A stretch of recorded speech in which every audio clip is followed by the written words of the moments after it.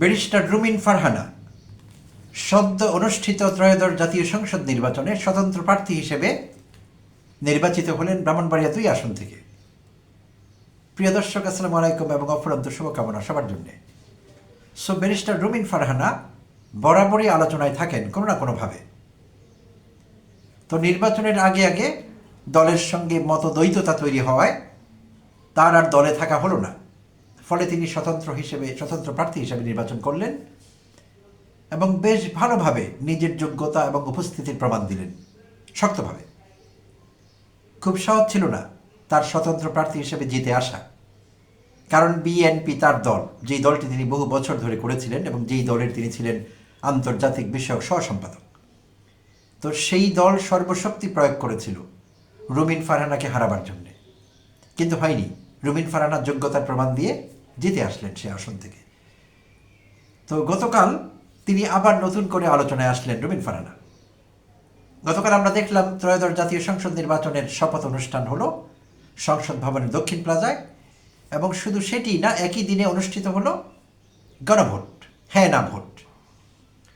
তো ইন্টারেস্টিংলি, রুমিন ফারহানা যখন শপথ দিচ্ছিলেন তিনি বসেছিলেন 11 দলীয় যে নির্বাচনী জোট আছে জামায়াত নেতৃত্বাধীন, সেই জোটভুক্ত নির্বাচিত সংসদ সদস্যদের যখন শপথ পড়ানো হচ্ছিল সেখানে বসেই তিনি শপথ নিচ্ছিলেন।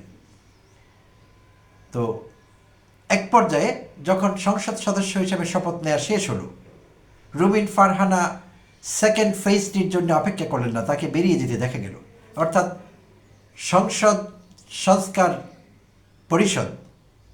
সংবিধান সংস্কার পরিষদের যে শপথটি নেবার কথা ছিল দ্বিতীয় ধাপে, সেটি তিনি নিলেন না নিয়ে তিনি বেরিয়ে গেলেন। তো সেটি নানা মহলের দৃষ্টি আকর্ষণ করেছে এবং রাজনীতিতে ব্যাপক কথাবার্তা হচ্ছে সেই বিষয়টি নিয়ে। এই জন্যে যে রুমিন ফারহানা এখন তো আর বিএনপির কেউ না, তিনি স্বতন্ত্র প্রার্থী হিসাবে নির্বাচিত হয়েছেন। তাহলে বিএনপি এই সংবিধান সংস্কার পরিষদের শপথ নেয়নি, তারা দলগতভাবে তারা এই সিদ্ধান্ত নিয়েছে। তারেক রহমানের বরাত দিয়ে প্রধানমন্ত্রী তারেক রহমান, বিএনপি মুখপাত্র সালাউদ্দিন আহমেদ আমাদের এটি জানিয়েছিলেন যেটি দলগত সিদ্ধান্ত, এবং আমাদের চেয়ারপারসন জনাব তারেক রহমানের সম্মতিতে আমি আপনাদের জানাচ্ছি। তো তিনি বিএনপির এখন কেউ না, তাহলে তার কেন এই শপথ নিতে আপত্তি? তিনি শপথটি নিলেন না কেন? এই আলোচনা এখন সব জায়গায় আছে। তো সেই শপথ অনুষ্ঠান যখন শেষ হয়ে গেল, তিনি গণমাধ্যমের সঙ্গে কথা বলেছেন নানাভাবে। তো সেই বক্তব্য থেকে জানা গেল, আমি একটি ভিডিও ক্লিপ দেখলাম, সেখানে তিনি অনেক কথা বলছিলেন যেগুলো আলোচনার জন্ম দিয়েছে আবারও। তো প্রথমত সেই আলাপটিতে আসি, কেন তিনি এই সংবিধান সংস্কার পরিষদে শপথ নিলেন না। তো বিএনপি কতগুলো কারণ দেখিয়েছিল, দলের অবস্থান ব্যাখ্যা করেছিল তারা, যে তারা এটিকে সংবিধান সম্মত মনে করে না, তারা এই যাবৎ যত কাজ করেছে সংবিধান মেনেই করেছে, তাই তারা অপেক্ষা করবে সংসদ যখন কার্যকর হবে, সংসদীয় বৈঠক হবে, মিটিং হবে, তখন তারা সিদ্ধান্ত নেবেন, সংবিধান বাঁচিয়ে রেখে সংবিধান মেনে তারা সেটি করবার চেষ্টা করবেন, এমন একটি কথা বিএনপির পক্ষ থেকে বলা হয়েছে। তো রুমিনের সমস্যা কোথায়? তো প্রিয় দর্শক শ্রোতা, রুমিন একজন ব্যারিস্টার। তো রুমিনের তো জানবার কথা ছিল জুলাই সনদটি কী, এবং গণভোটে হ্যাঁ জয়যুক্ত হলে আর জুলাই সনদ যদি বাস্তবায়িত হয়, তাহলে আমাদের আর কোনো হাসিনা ফিরে পেতে হবে না, কনস্টিটিউশনাল ডিক্টেটরশিপ কিংবা সাংবিধানিক স্বৈরতন্ত্র থেকে আমরা মুক্তি পাব।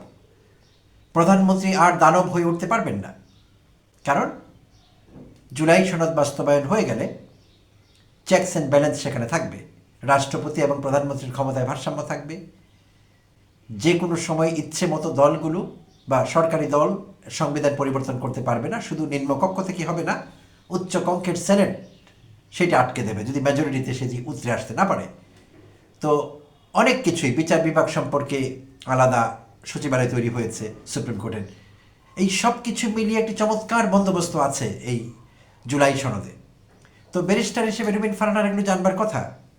তো রুমিন ফারহানা কি আগের সেই পুরনো বন্দোবস্ত সেটি জিয়ে রাখতে চাইছেন? যদি না হয়, তাহলে তার মতো ব্যারিস্টারের তো স্বতঃস্ফূর্তভাবে এই সংবিধান সংস্কার পরিষদের শপথ নেওয়া দরকার ছিল, এবং তিনি যদি নিতেন, তার দেখা দেখি অন্য আরও অনেকে উৎসাহিত হতেন। এবং শুধু তাই না, সেইটি পুরো বিষয়টিকে একটি পজিটিভ ভাইব দিতে পারত। তিনি সেই পথে গেলেন না। অনেকে সেটিকে দুঃখজনক মনে করছেন।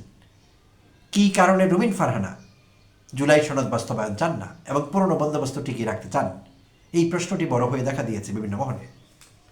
আর আরেকটি বিষয় হলো, রুমিন ফারহানা কালকে গণমাধ্যমে এই কথা বললেন, বারবারই তিনি দুঃখ করলেন, তার খেদ লক্ষ্য করলাম, ক্ষোভ লক্ষ্য করলাম, উৎসাহ প্রকাশ করলেন যে বাংলাদেশ অন্তত বা এই সংসদ অন্তত 30% জনগণের প্রতিনিধিত্ব করে না। তিনি আওয়ামী লীগকে ইন্ডিকেট করে সরাসরি বলেছেন যে এইবার আওয়ামী লীগ নেই, মানে 30% মানুষ সংসদে নেই বা জাতিকে প্রতিনিধিত্ব করছে না। বারবার এই কথা বলছিলেন এবং এইটিও বলছিলেন যদি আওয়ামী লীগকে নির্বাচনে আসবার সুযোগ দেওয়া হতো তাহলে জনগণই রায় দিয়ে তাকে দরকার হলে যদি জনগণ মনে করতেন যে আওয়ামী লীগকে আমরা চাই না, তাহলে জনগণ তাদেরকে প্রত্যাখ্যান করতেন, সেটি ভালো হতো, রুমিন ফারহানা বললেন। তো এখন কথা হলো, সেই 36শে জুলাই যখন আমাদের হয়ে গেল, জুলাই আগস্ট অভ্যুত্থান হয়ে গেল, হাসিনা পালিয়ে যেতে বাধ্য হলেন কেন? আগেও তো বাংলাদেশে সরকার ফল করেছে। রুমিন ফারহানা যেই দলটি করতেন বছর পর বছর, বিএনপির সরকার ফল করেছিল, জাতীয় পার্টির সরকার ফল করেছিল মরহুম এইচ.এম. এরশাদের। তো তখন তো তাদের, এমনকি আওয়ামী লীগেরও সরকার ফল করেছিল, তখন তো তাদের কাউকে পালিয়ে যেতে হয়নি, দেশ ছেড়ে পালিয়ে যেতে হয়নি। কেন? কারণ আওয়ামী লীগ বা অন্য দলগুলো তাদের সরকার ফল করলেও তারা এই পরিমাণ অপরাধ করেননি, এই পরিমাণ জনরোষ তাদের বিরুদ্ধে তৈরি হয়নি, অনাস্থা তৈরি হয়েছে, যে জন্য লোক সরকার পাল্টিয়েছে, by rotation BNP Awami League এভাবে ঘুরিয়ে ঘুরিয়ে এনেছে। কিন্তু জনরোষ এই পর্যায়ে ছিল না যে তাদের পালাতে হতো, ফলে এমপি, মন্ত্রী কিংবা প্রধানমন্ত্রী পালিয়ে যাননি। আর গত 15 বছরে হাসিনা এতটাই দানব হয়ে উঠেছিলেন এবং আওয়ামী লীগ এতটাই দুর্বৃত্তায়িত রাজনৈতিক দল হয়ে উঠেছিল যে এই দেশের মানুষের নাবিশ্বাস উঠেছিল। কোন অপরাধ করেনি হাসিনা এবং আওয়ামী লীগ? তাই জনরোষ সেই পর্যায়ে গিয়েছিল যে হাসিনা পালিয়ে যেতে বাধ্য হয়েছিলেন। শুধু হাসিনা একা পালিয়ে যাননি, হাসিনার 14 গোষ্ঠী পালিয়ে গেছে। শুধু তাই না, হাসিনার এমপিরা, মন্ত্রীরা সবাই পালিয়ে গেছে। এবং বিস্ময়করভাবে হাসিনার নিয়োগপ্রাপ্ত বাইতুল মোকাররম মসজিদের খতিব পালিয়ে গেছে। এমন রেকর্ড পৃথিবীতে আছে? তো রুমিন ফারহানার এটি জানা আছে।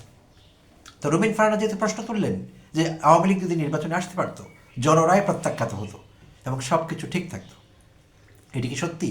রুমিন ফারহানা কি এখানে নিজের বিরোধিতা নিজে করেননি, স্ববিরোধী হননি? কারণ জনগণ তো রায় দিয়ে দিয়েছে, 5 আগস্ট জনগণ রায় দিয়ে দিয়েছে, সেটি তো বড় রায় যে হাসিনাকে পালিয়ে যেতে হবে। হাসিনা পালিয়ে গেছেন এবং আসবার সাহস পাচ্ছেন না। হাসিনা সাহস রাখেন দেশে ফিরে আসবেন? হাসিনার মন্ত্রী এমপিরা যারা পালিয়ে গেছেন হাজার হাজার কোটি টাকা পাচার করে, তারা ফিরে আসবার আশা রাখেন, সাহস রাখেন? রাখেন না। তো রুমিন ফারহানার মতো লোকেরা বারবার সে আওয়ামী পেঁচাল কেন পাচ্ছেন, আওয়ামী বয়ান কেন তৈরি করছেন? এমনকি রুমিন ফারহানা যখন বিএনপিতে ছিলেন, হাসিনা বিরোধী আন্দোলনগুলোতে আমরা দেখেছি, আন্দোলনের বাইরেও বিভিন্ন সময়ে রুমিন ফারহানা যেভাবে কথা বলতেন, অনেক লোক সন্দেহ করতেন যে রুমিন ফারহানা তো বিএনপিতে আছেন, তিনি এভাবে কেন কথা বলছেন, আওয়ামী বয়ান কেন তৈরি করছেন? এই অভিযোগ কিন্তু তার বিরুদ্ধে অনেকবার উঠেছে এবং সেগুলো রেকর্ড আছে, অন রেকর্ড রুমিন ফারহানা এগুলো বলেছেন। তো প্রিয় দর্শক, এটি সত্যিকার অর্থে দুঃখজনক। রুমিন ফারহানার মতো একজন ব্যারিস্টার সব কিছু গুলিয়ে ফেললেন, পার্থক্য বুঝতে পারলেন না যে কেন গণপরিষদ না, এখানে সংবিধান সংস্কার পরিষদ হতে হবে, কেন গণভোটে হ্যাঁকে জয়যুক্ত হতে হবে, কেন জুলাই সনদ বাস্তবায়িত হতে হবে। রুমিন ফারহানা এই বিষয়টি এখানে বিলং করলেন না। তো বিরাট প্রশ্নবোধক চিহ্ন তিনি আমাদের জন্য ছুড়ে দিলেন।